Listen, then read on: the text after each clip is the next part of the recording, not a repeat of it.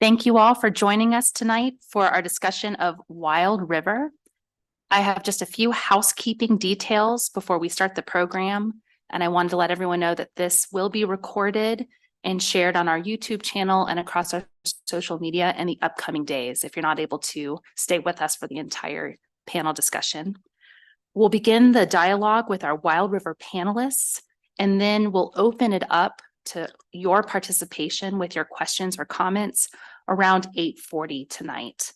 So you will see yourselves appear on the screen.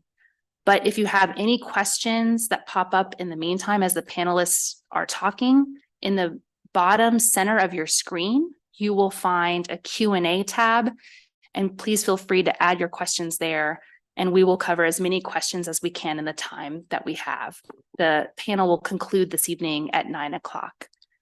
So now I'm very pleased to turn it over to Fran Day, President of Future Generations University, who has both vast experience and knowledge of Appalachian culture and a very personal connection to the events that are depicted in tonight's film. So I will turn it over to you, Fran, to lead the discussion. Thank you. Thank you, Deborah. And thank all of you for joining us. This was an important film to me because I grew up in the county, Campbell County, that was part of the basin that became the dam. And some of my great aunts and uncles had to move off their land to allow the dam to be built. Of course, being removed was not new to us. Poor people are often moved. A little bit about my background. As I said, I grew up in Campbell County. I'm an East Tennessee native.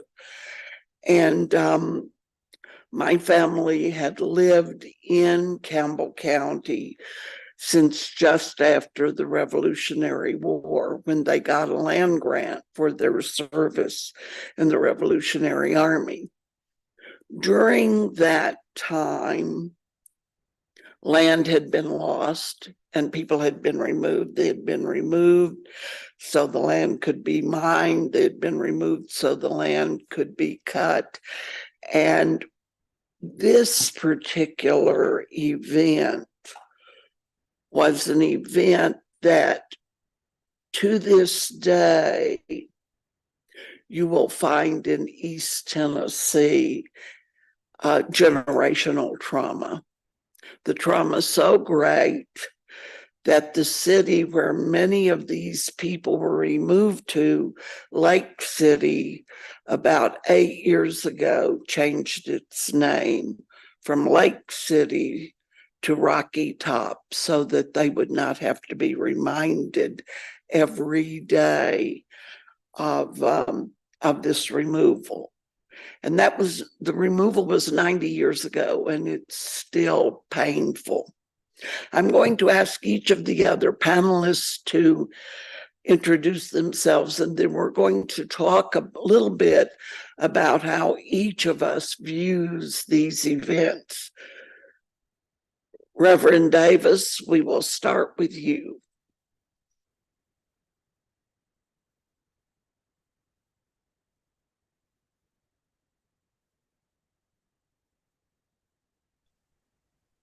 Hello, everybody. Thank you all so much for having me this evening and for welcoming me to be a part of this panel. I'm thrilled and honored to be here. My name is Reverend Brad Davis. I am United Methodist clergy, currently serving a six-church charge, as we call it in the United Methodist Church, in McDowell County, West Virginia, which is located in the southern coalfield region of West Virginia. A region, as we'll get into, we'll talk about a little more in a few moments, a region that is intimately familiar with being removed from land. So it is my pleasure again to be here. I serve six churches, as I said. I am a Southern Coalfield native as well. This topic and this some of the themes that we will be touching on this evening are intimately personal for me. And some of the work that I do, all of the work really that I do in my home is related to coalfield justice issues and trying to bring healing and hope to a people and a land that have existed for generations now without a whole lot of hope. So again, thank you for allowing me to be here today. Candace and Lucas Wilkins are a couple, but they don't necessarily share the same views. So we're eager to hear from each of them. Candace, would you like to go first? Yes. Hello. Thank you so much for having us. Again, my name is Candace Wiggin. My husband and I, we are owners of Maple Grove Farm of Afton, Tennessee. We are located in Greene County, Tennessee, and that is actually where I am a native. I'm born and raised here in Greene County. I am a full-time educator. I teach in elementary school. I'm about halfway through my career there. And something that's interesting about me, I did not grow up in any type of agricultural background. I grew up with my family working professional jobs or factory jobs. So when I met my husband, Lucas, my eyes were really opened to the entire world of farming and being able to produce something from your own land. And it's something that I'm very passionate about and something that I've just fell in love with. Thank you. Lucas, may we hear from you? Yes, my name's Lucas Wiggin. I'm Candace's other half. I don't always get called the better half, but I get called the other half. I was born in Tennessee, East Tennessee, Greene County. My parents were originally from Vermont. They moved down 42 years ago, had me. I'm currently a general contractor. That's my full-time job. The maple industry is kind of a hobby for us. As far as background, when we were younger, it was not as bad as what it showed in those the video there, but I have some interesting comments on how I feel about it, and I think me and Candace are probably going to differ a little bit on some of our ideas. Well, thank you very much. And now what I'd like to do is have you all talk a little bit about the film and what struck you about it and how does it resonate with you today. And since we have you on the screen, Lucas, why don't we start with you?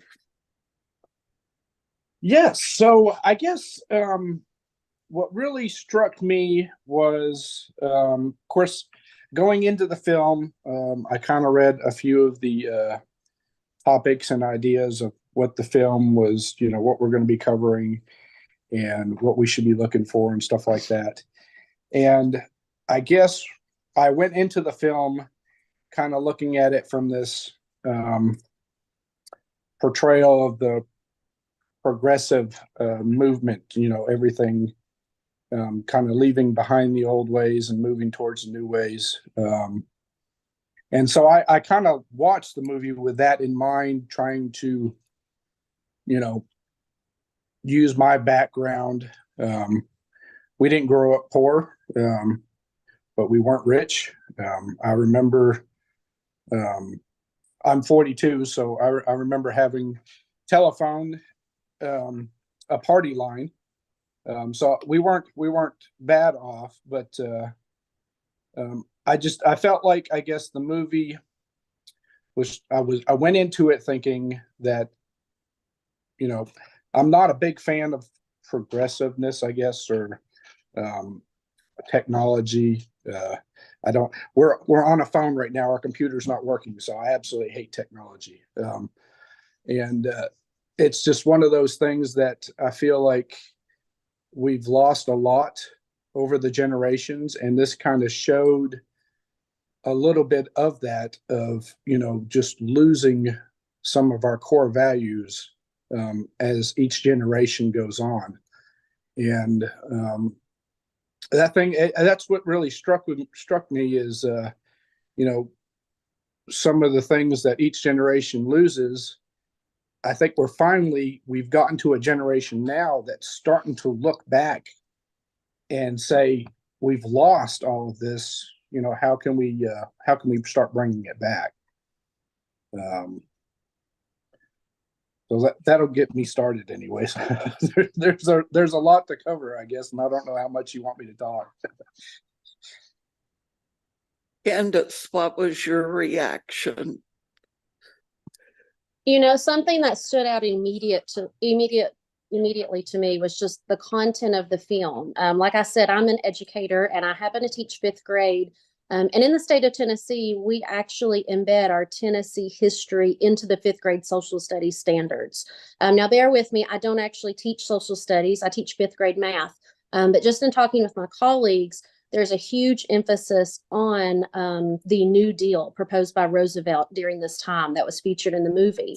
And something that really stood out to me that I just didn't realize was all of the negative impacts that the New Deal had on the people of East Tennessee.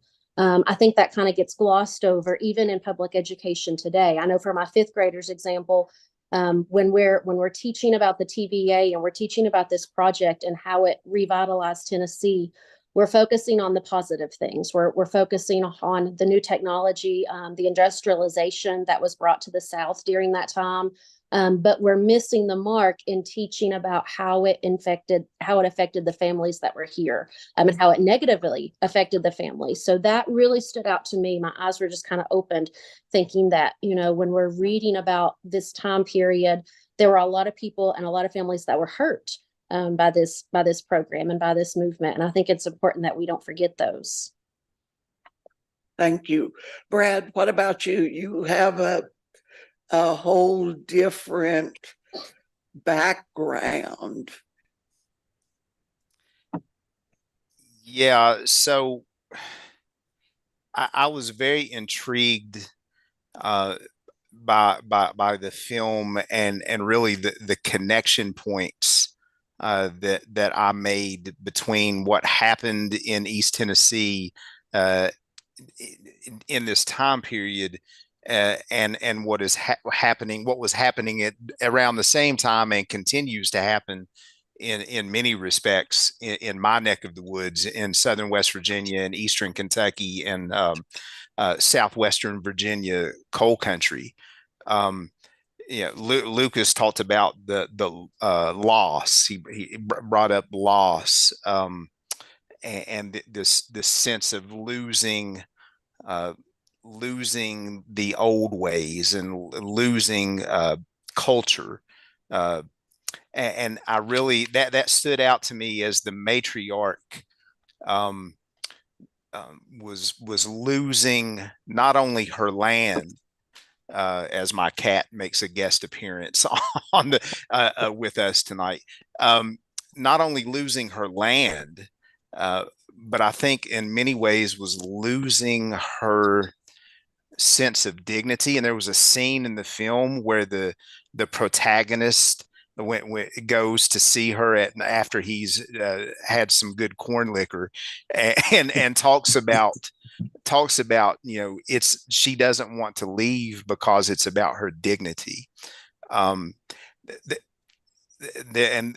was reminded that there is, for those of you who may be familiar with Denise Gardenia, who is a West Virginia author and wrote just an exceptional novel about 40 years ago called Storming Heaven, a piece of nonfiction about the West Virginia mine wars and the labor struggle in the early 20th century. And there's this conversation between two of the main characters, Albion and Carrie. And Albion is talking about he and his family losing their home place. And he says the railroad took it. And there wasn't nobody to stop them. They just took it. And now I ain't got no place, is what he says. And then a little later on, as Carrie is reflecting on that conversation, she says it was then that I first discovered what I know now, that there are powers, powers and principalities in this world who wrench away things that we love, people and land, and leave behind only exile. Yeah, I think, I grew up on a farm in a log house on top of a mountain in Campbell County, Tennessee. Campbell County, Tennessee, at one time was a prosperous county. But what happened, in part because of the coming of the dam, was that people lost their land. They lost their way to make a living. And for many generations, including when I was growing up there, and I am 80 years old, so I have a long span of history to look at. It was the sixth most persistently poverty-stricken county in the nation. That only began to change about 8 years ago. So when we look at progress, we have to, I think, find a way to have progress without having dispossession. As a girl, I know that part of being poverty-stricken was that I left. I graduated from high school one day and left the next. Worked in a shoe factory to go to college. And, you can say I'm an American success story, but when I look at what poor people go through, the lack of power, and particularly here in Central Appalachia, where we didn't have power. And I don't just mean electric power, I mean political power, economic power, because the mine owners, the logging company owners, the United States government that colluded with these people to make it possible for them to dispossess what very often the only thing that people had was that piece of land, and it gave them stature and it gave them livelihood. So, when I first saw this film, I said, oh my gosh, they're talking about us. But I've seen it a lot of times since then, and every time I look at it, I get sad now. What did you think about the dynamics that were in play, where the protagonist, played by Montgomery Clift, had great empathy for the workers that he had hired, but no empathy really for the people whose land he was taking? So how do we come to terms with that kind of thing?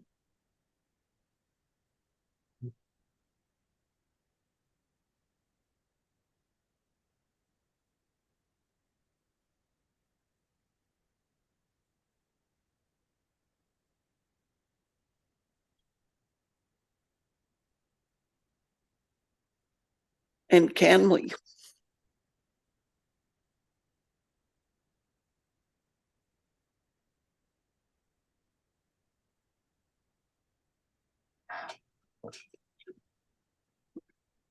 Yes.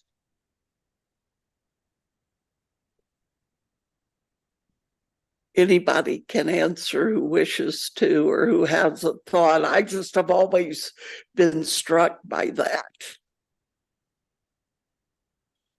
I have to go wild as well. Oh shoot.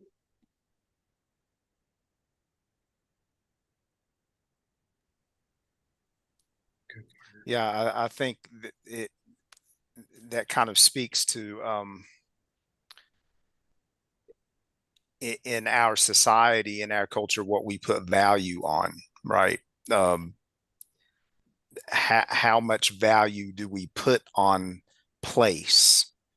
And for people of Central Appalachia and more broadly Appalachia in general, we are a people intimately rooted and connected to place. And what do how do we cope with, as Fran, you mentioned earlier about carrying generational trauma? How do we begin the process of healing from that generational trauma when we have been disconnected, dispossessed, and displaced from that thing that we have been so intimately connected to? I reflecting earlier on the film, that scene, that final scene where they are flying over the now flooded property, the land, and all that is left is the little cemetery, the family plot, where the matriarch now has been buried after dying from literally a broken heart from being displaced from her land, or what author Stephen Stahl would call the slow violence of dispossession. And I think that we see that happening throughout the film, throughout the course of the film, that slow violence being done. But I reflected on that as that you see the aerial view of that cemetery that's cut off now from the rest of the world. And what does it mean when you're not able to go home anymore? Here we have a different issue with it's not dam construction that is flooding towns and communities, but it's mountaintop removal sites that are burying former coal towns under rubble and rock. So yeah, how do you begin the healing process from that generational trauma when you are completely cut off from home? And I probably am rambling, but those are just some of the thoughts that I had as watching the film. We have a comment. There's a comment from our audience. Rosalie Lynch says it seems to her that Montgomery Clift's character Chuck had empathy for the Garths a lot more than probably happened in actuality. I know that making the national park here in this region, it was common for whole families to be determined mentally incompetent and forcibly removed from their land to institutional care, not the idyllic house with a front porch that we saw in this film. Thank you, Rosie. Lucas, I know that you all had a farm and you sold it, and then you got another farm. How would you connect what happened with you all to what you saw in this film? Well, I guess first off, just to give you a little bit more of a backstory on that whole situation.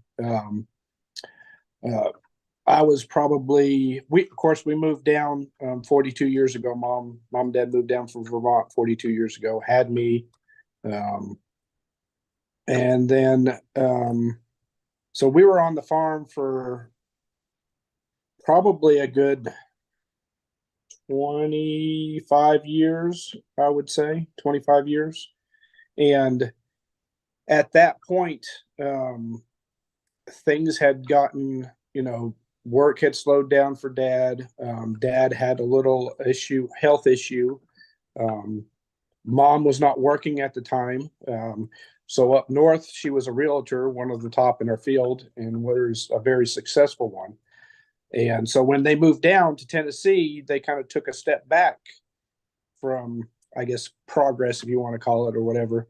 And Mom, became the home mother there, and supported us three boys. And so when Dad had health issues, we didn't have any other income coming in, and we ended up getting to the point to where we had to sell the farm.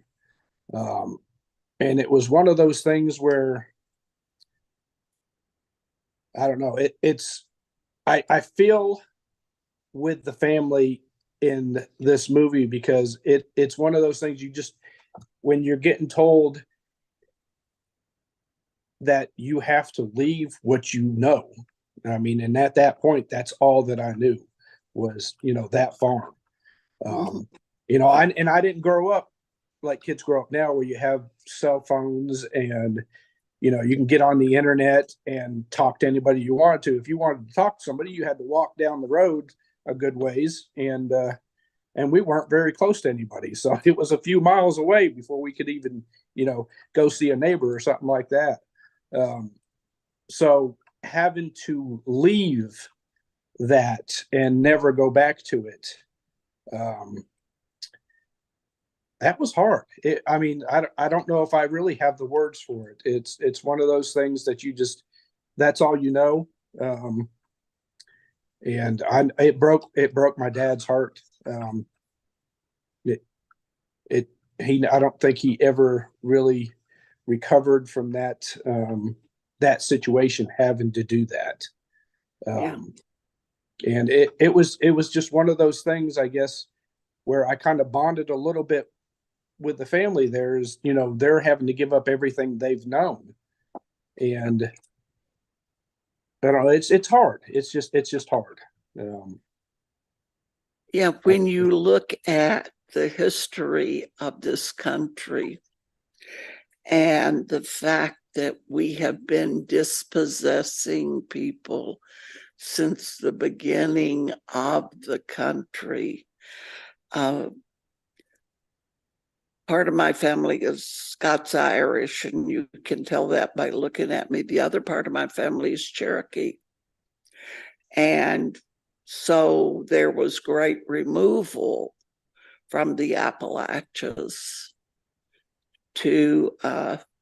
for American Indians. There was, if we look at the great history of government and of people who want and can take, it goes all the way back to the founding of this country. We can go right down from the removal of Indian tribes to the removal of the Japanese during the Second World War, to the great diaspora out of Appalachia that is still going on today. And so it becomes very easy, as a matter of fact, to build Great Smoky Mountains National Park. They dispossessed thousands of people and moved them into what would become Gatlinburg, Tennessee. So it's one of those things, when we look at it, we look at these issues of the greatest good for the greatest number, but then you begin to get back to the question of who benefits. And now I think we're going to open this up to all of the folks who have been around for a little while and have ideas. Deb, you want to, and comments? Yes, we have a couple comments and a question. Bruce Holdman says that there seems to be, as you just mentioned, Fran, a theme of working for what is believed to be the greater good, which the protagonist seems to believe in and support, versus personal good, personal rights, and personal values. So I think that theme is resonating with all of us.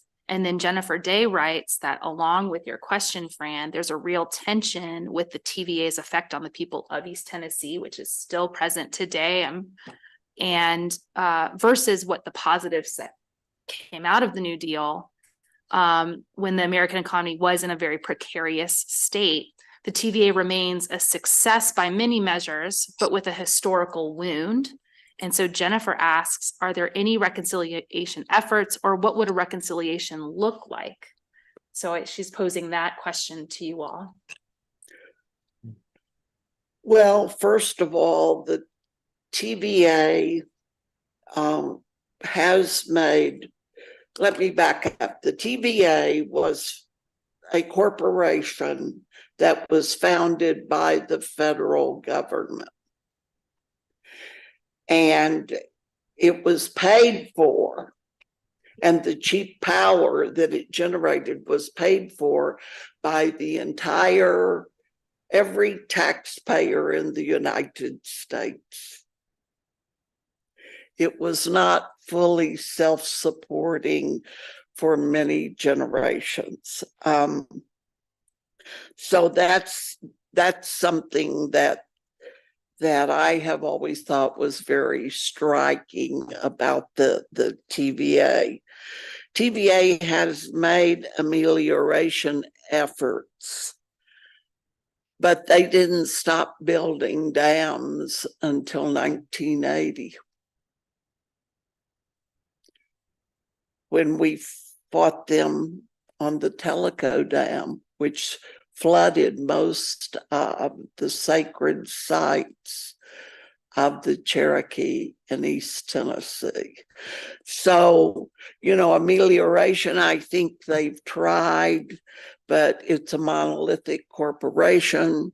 It has the full force and backing of the United States government. And so, I don't know. I don't have an answer, I guess, for Jennifer.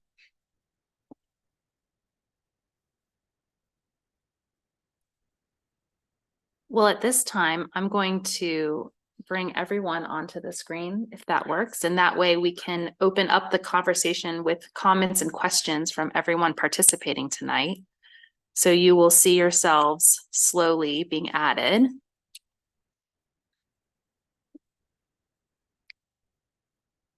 And I did get a question from an audience member asking about your thoughts on the perception of the federal government in rural Appalachian communities today, and how the events that we saw in this film are playing out in real time in modern day Central and broader Appalachian communities.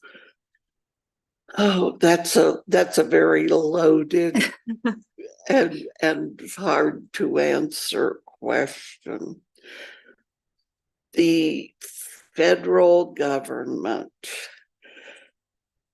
Appalachia is not its first concern. Let me say that from my perspective. And I would like to hear from the rest of you on this, because from my perspective, they give us enough to survive, but not enough to thrive. And to some extent, with the grants money that comes into the region, we have to compete with each other to get it in order to move ahead, whether we're farmers and trying to get a loan to help us grow our crops or get our crops made, whether we're educators and you get $2.50 to educate a kid, whether we are, and before I came here, I worked for an art school, and the art budget for every child in the state of Tennessee is, I think, $2.15 per child. So you're supposed to go out, Candace, and teach STEM and do all these things with a little teeny tiny pot of money. So I think the federal government could do more. I think it needs to do more, because this region of Central Appalachia has been exploited. And I would like to hear from other people about what they think.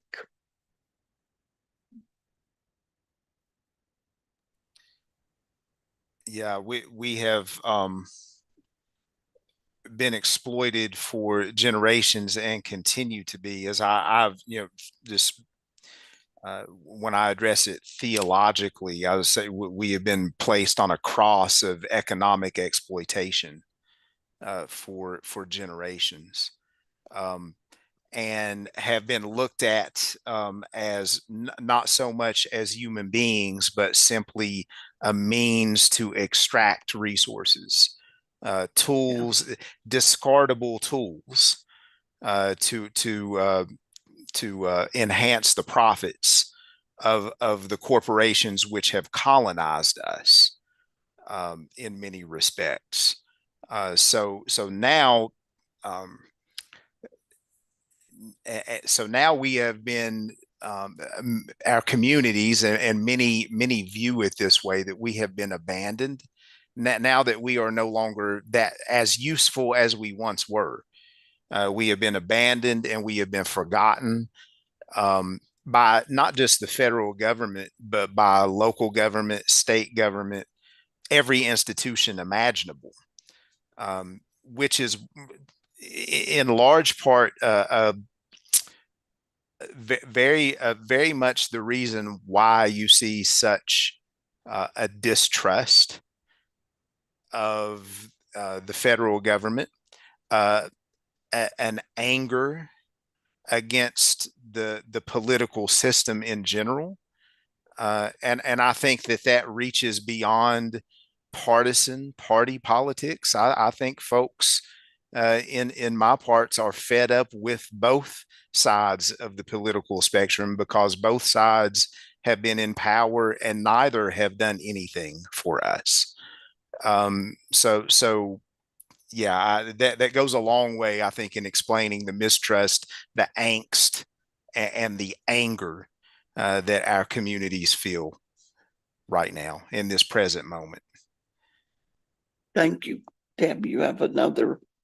Yes, there's a comment from Annie Humes. One of the things that stood out the most to me was the depiction of Carol relationship with Cliff's character Chuck, and kind of in line with Rosie's comment about the rose-colored glasses the film depicted the displacement of people. It seems to paint this young woman's choice to pursue him in a positive way, as a modern woman pursuing a modern man, and abandoning her home in pursuit of this progressive or progress or technologically advanced society. And I know that you had commented on the film is based on events in the 30s, but came out in 1960. You know what, I think one of the things that continues to strike me is we have a lot of very well educated people here in Central Appalachia. And I find that when I open my mouth, people automatically assume I'm ignorant. And so that is another piece of this view of Appalachia that goes back. Could I get rid of my accent? Yeah. I've lived all over the country. This is who I am, and I'm proud of who I am, and I'm going to sound like who I am. And so when I look at Carol, I have often wondered what piece of her soul she had to give away.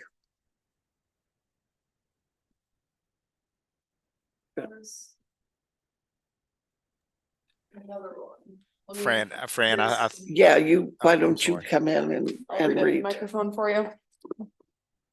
That mic doesn't Oh. work. It's mine. There's another comment from Karina Graves. She said, in the conversation of displacement and the loss of home, there are many Black individuals who were sharecroppers in the film. Were there any resources for them during this time period? And is there any documentation that is known of their experiences that weren't highlighted throughout the film? It seems they shared similar experiences of the displacement of the home of the landowners, white Appalachian folks. But what came next for Black people or minorities?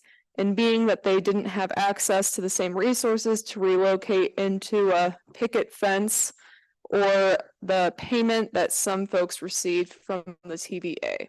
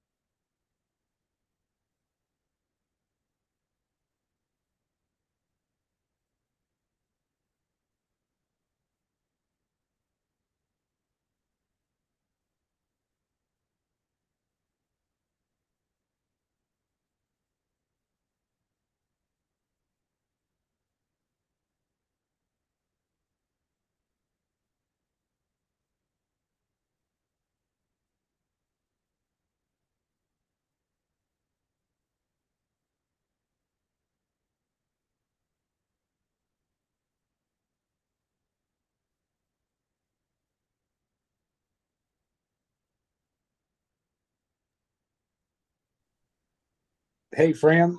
I don't know if I've got anything specific to say on that, but I was going to comment on the earlier one there with about Carol.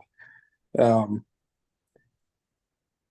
thought me and Deborah talked yesterday a little bit, and she had brought up something that I thought was fairly interesting and kind of noticed in the film there. You know, we were talking about how Carol kind of went for the more progressive and left behind everything.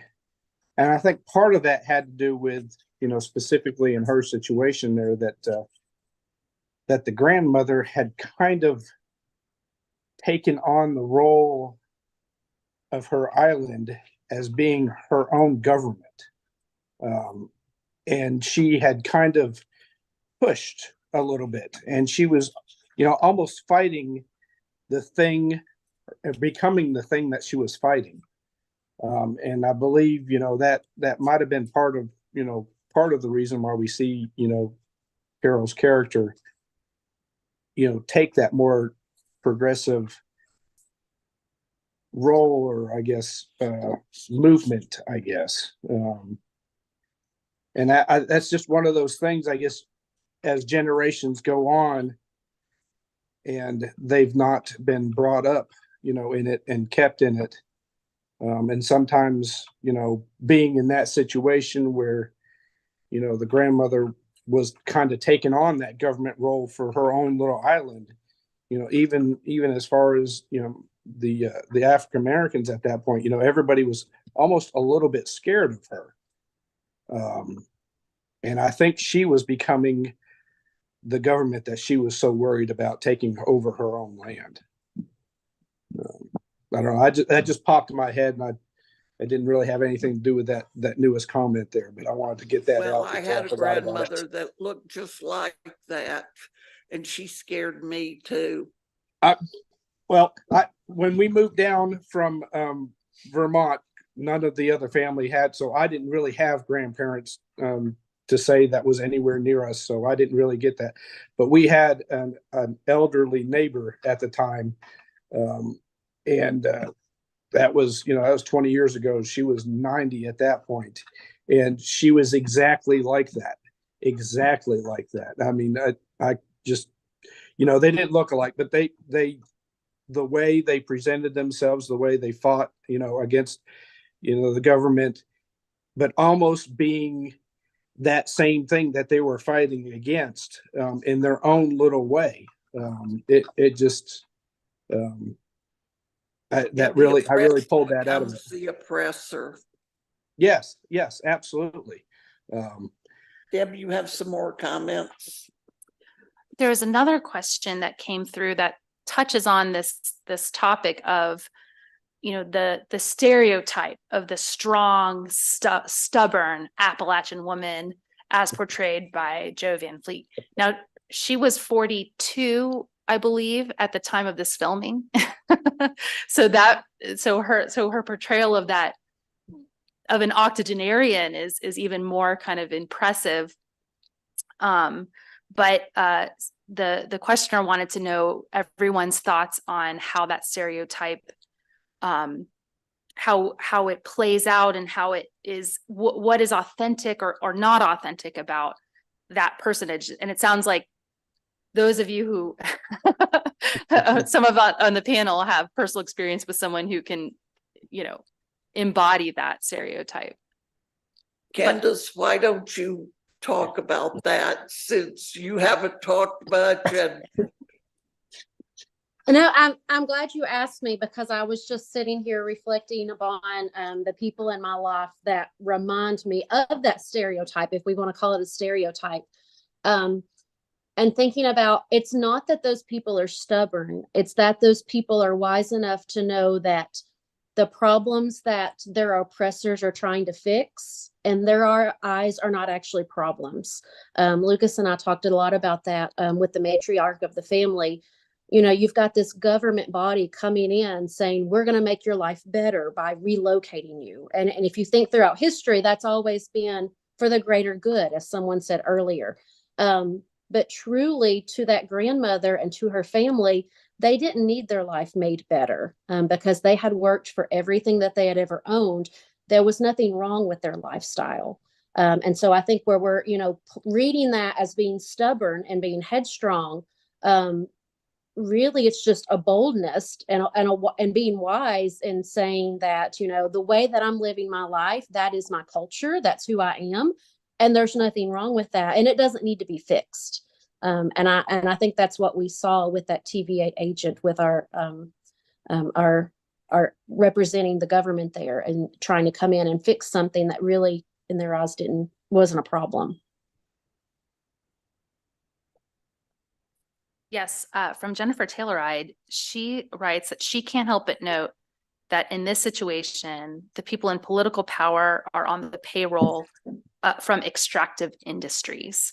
It's not just a matter of, a single strong-willed Appalachian woman or a local community versus the federal government as this sort of not, faceless entity, but that the local power figures are often profiting personally. oh, absolutely. And she sees it visible today here in West Virginia.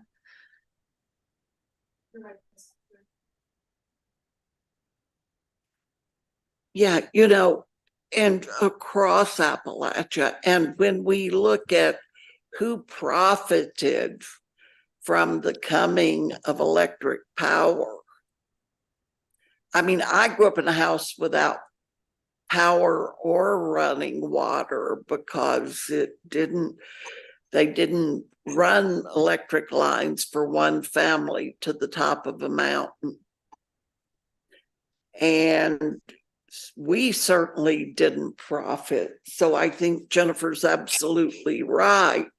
It is still going on, and you can see it going on generationally. And Brad, I'm sure you see some of that. Absolutely. It's continuing to go on, and that says a lot about, or goes a long way in explaining why we find ourselves in the shape that we are in, with living in an area that has produced billions upon billions of dollars worth of resources that have been extracted from underneath our feet and shipped off all over the world to help build the industrial world. And yet Central Appalachia is one of the poorest regions, not only in America, but in the Western Hemisphere. Now, why is that?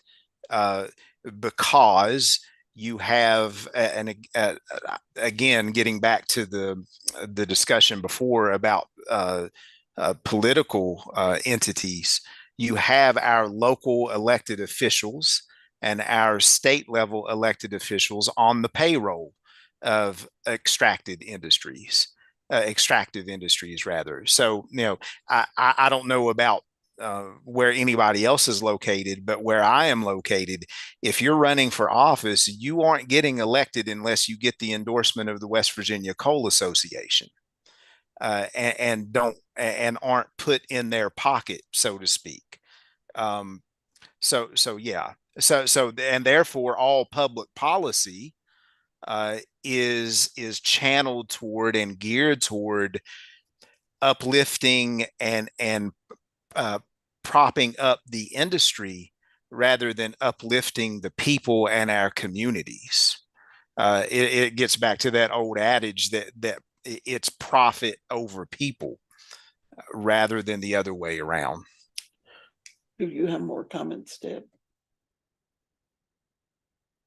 The other question that I got was just how we can all relate to some of the overarching conflicts that this film brought up, such as man versus nature, individuals versus, powerful entities, and kind of reflecting on the ways that we're able to reconcile those conflicts in the here and now.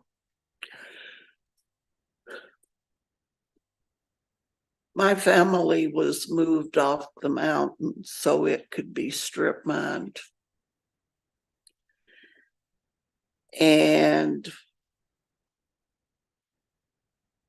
a friend of mine who lived at the bottom of the mountain, I saw him at Mountain Heritage, which is a get-together they have in Campbell County on Labor Day. And he said, "Francis, I hauled millions of dollars of coal off your farm." He said, "And I thought about you, and I felt guilty." He said, "But I had family to feed, and I didn't have a choice." That is the dilemma.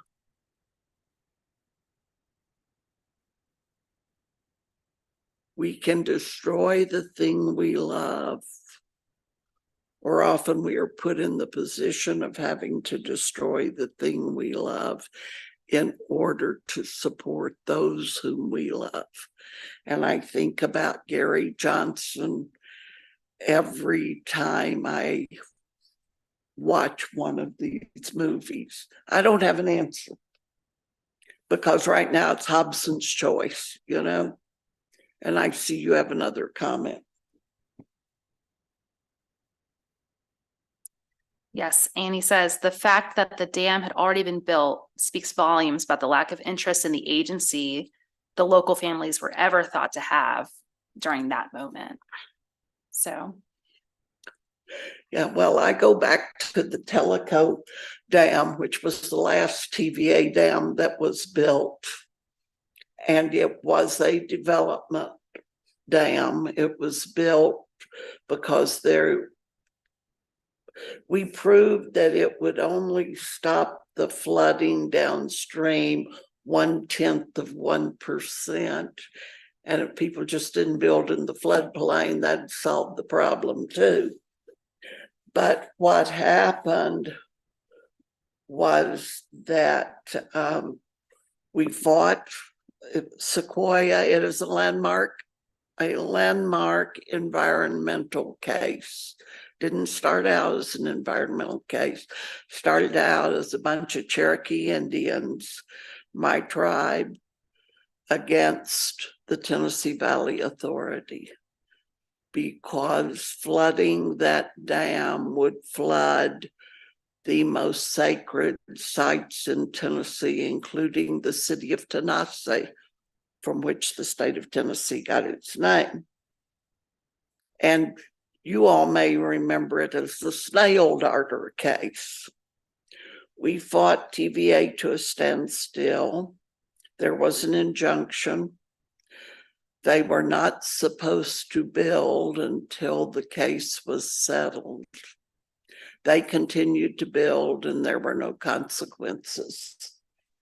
So in this case, once again, you have a situation where the law says one thing, but power says another. And so we have to stand up and we have to be honest. And sometimes we get our heads lopped off for that. But the dam still got built. So we're coming close to the end of our time together. If there are other comments or questions or last words from the panel, I'd be very interested in hearing them.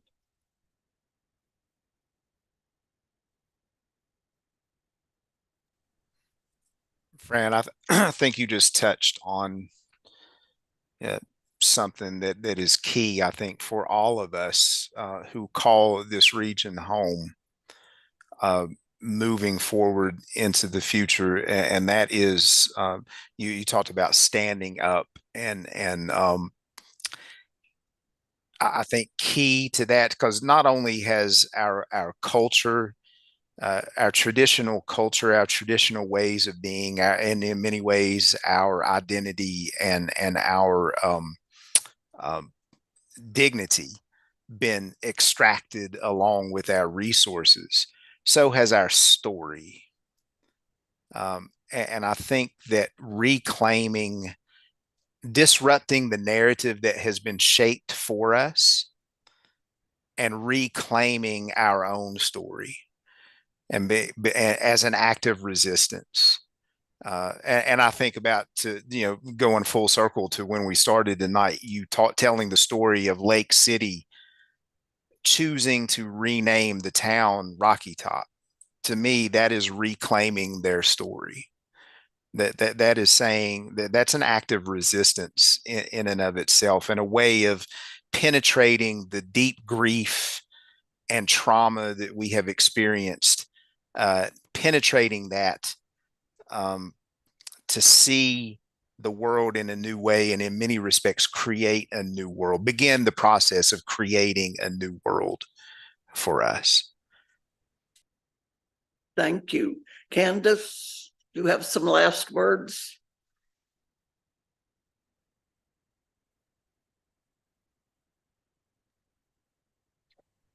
Yes, going along with that, Brad, about reclaiming our narrative and holding on to our history, I also think about holding on to our culture. We talk about, families like this, that they were displaced from their family farm, or families like Lucas, where they were forced to sell the farm.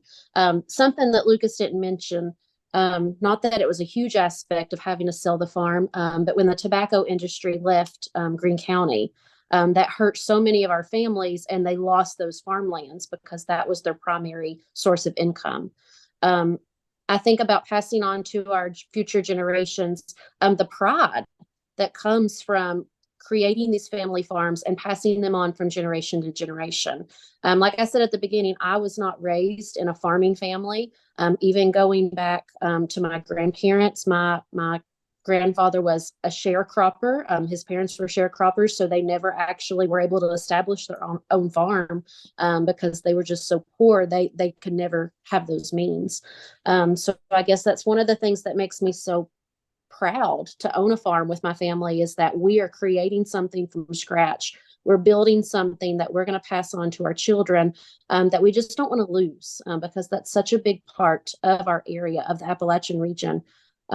I love technology. I love progress. I love the advancements that we're making.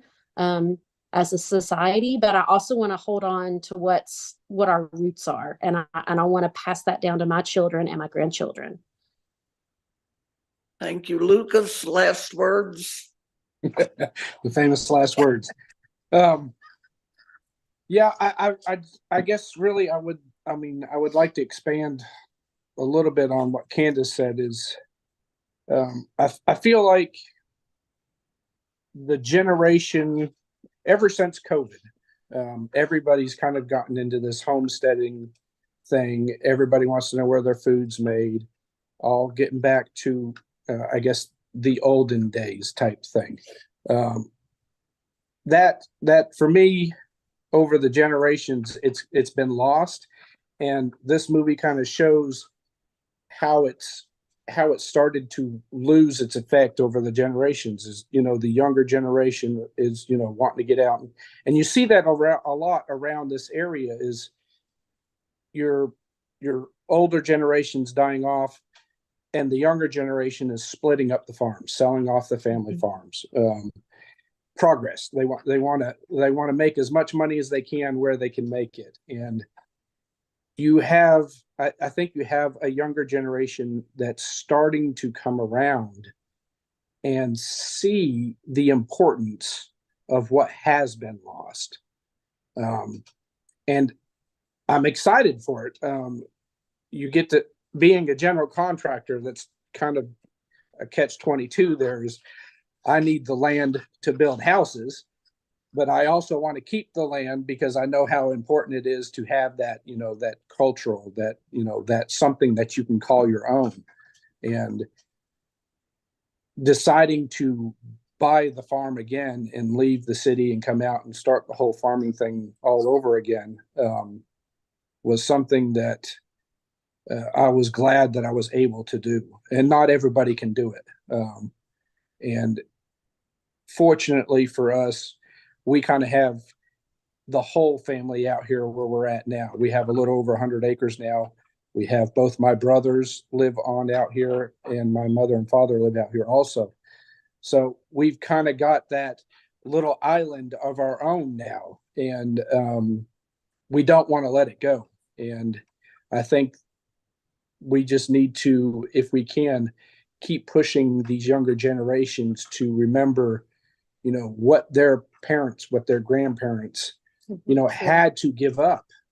And in most circumstances, forcibly. It, you know, a lot of it wasn't, you know, just for the heck of it. So I don't know. I really enjoyed the movie. I thought it was great, and it should be something that everybody gets to watch. Well, thank you all, and thank you to the panelists for joining me and talking about this tonight. And Deborah, the floor is yours. Well, yes, I echo you. Thank you, Fran, for leading an incredible discussion. We had a couple of comments at the end, one from Kelly Fleming, which thanked everyone for a great discussion, looks forward to more. One from Jennifer Tayloride that says, solidarity forever. The only way to stand against power is to stand up together. And I appreciate all of you being together with us tonight, and also to Reverend Brad Davis and to Candace and Lucas Wiggin for your participation in tonight's panel. I hope that you will all tune back in 2 weeks to join us for the next film in our Appalachian film series, which is Living in the Future's Past. You can see on your screen a QR code that will sign you up for that film. And you can go to our website at future.edu, and you can see the preview for the film. And that was where we'll be adding updates to panelists and other events as the series continues. And if you have other additional comments, questions, or feedback on this series, I encourage you to be in touch with me. My email is deborah.sossewer@future.edu, and I will add this to the chat right now. Thank you again for your time, and I hope you all have a wonderful rest of your evening. Good night.